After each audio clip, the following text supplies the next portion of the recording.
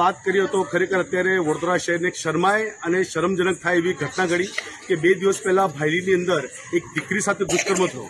મુદ્દાની વાત એ છે કે જ્યારે પ્રશાસન ખૂબ મોટી મોટી વાતો કરતું હોય, સુરક્ષિતની વાતો કરતી હોય, તો આજે વડોદરા શહેરની દીકરી આજે સુરક્ષિત નથી।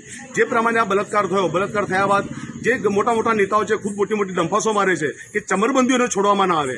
આજે મારે તો એક જ કહેવું છે કે જ્યારે ચમરબંધી જેવો શબ્દ અમે પણ સાંભળીએ તો અમને ક્યાંક એવું લાગે છે કે કોઈ ડરશે, કોઈ ગભરાશે, પણ અત્યારે આ ચમરબંધીના શબ્દોની પણ એટલી અસર પડતી નથી। અને જે પ્રમાણે જે દુષ્કર્મ થયો છે અને ખરેખર આ તો ખુલ્લેઆમ ફરી રહ્યા છે। હું તો સૌથી પહેલા એક વાત કરીશ કે આજે નરાધમો છે એમને ખરેખર ફાંસીની સજા મળવી જોઈએ અને એના ભાગરૂપે આજે બાલગોપાલ ગરબા મહોત્સવની અંદર અમે પ્લેકાર્ડ સાથે એક દેખાવનું આયોજન કર્યું છે।